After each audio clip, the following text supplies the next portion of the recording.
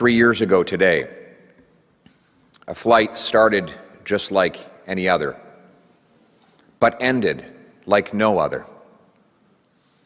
The lives of 176 innocent, brilliant people brought to a tragic end. One great maxim is that every human life is its own universe, and in their universes, we're brothers, sisters, children, parents, friends, most of all, mothers. We see those mothers here today. We think of 176 mothers, many of whom would have buried their faces in their hands in the unmatched agony of losing a child. 85 of those souls were Canadians, either citizens or permanent residents. They were our people. Our duty to honor their memory and to ensure that justice is served in their murder. Today, His Majesty's loyal opposition stands with all of you, with all Canadians of all political stripes, in pursuit of that justice. And we are indeed pleased that finally the wheels of justice have begun slowly to turn. But there remains more to do. Let us be honest. It is important, and we support imposing sanctions, but we must enforce those sanctions. We must ensure that everyone on that list is actually punished.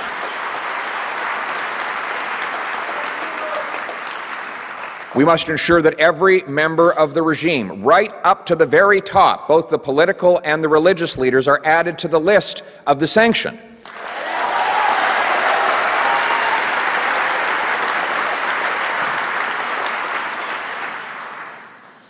It is good to call out the IRGC as an evil terrorist organization, but it is appalling that today, 3 years after this organization murdered 85 of our own people, it is perfectly legal in Canada for this organization to operate. We must ban the IRGC as a terrorist organization now.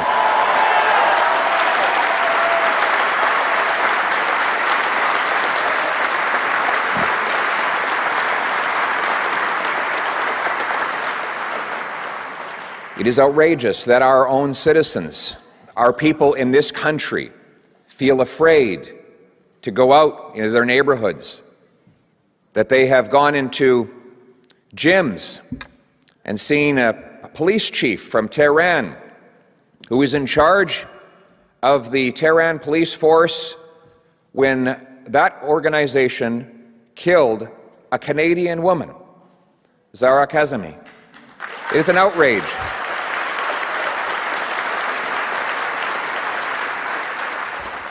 It is an outrage that members of Parliament receive phone calls from their constituents who tell them that they are afraid to live in their own homes because individuals linked to the regime or perhaps directly involved in perpetrating crimes in Iran are now living safely here and enjoying the plunder that they stole from the Iranian people. And we, as the official opposition, call for criminal investigations to identify and, where possible, expel from Canada anyone who is linked to these actions.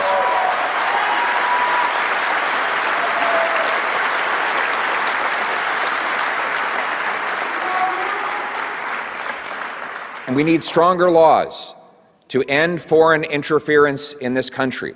Powerful foreign regimes use agents here on the ground to terrorize the diaspora populations and influence our politics. They must be called out, they must be prosecuted, and they must be expelled from our country so diaspora populations can feel safe here in their new homeland.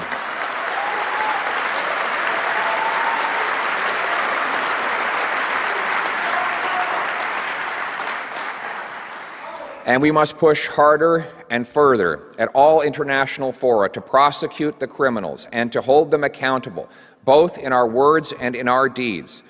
Only when all those who are part of this mass murder are prosecuted will justice in this case be done. But this case is only one example of this regime's many crimes that span multiple decades. We, as His Majesty's loyal opposition, believe that justice will only be done when there is a new and democratic regime in Iran that represents the Iranian people.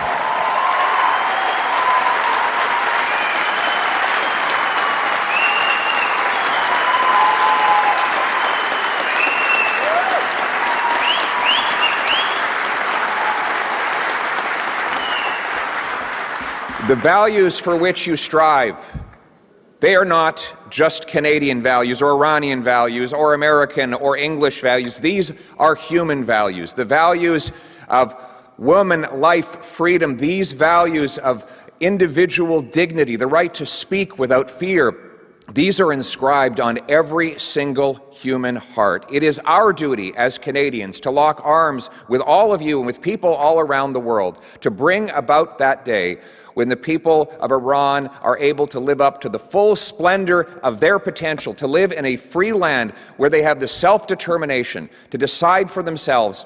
That day, and only that day, will justice truly have been done for the 176 victims and for the countless other people imprisoned under this regime. Let us continue. Let us go forward with hope and optimism that that change is possible. Let us bring democracy to the peoples of the world, and let us free Iran. Thank you very much. Merci beaucoup.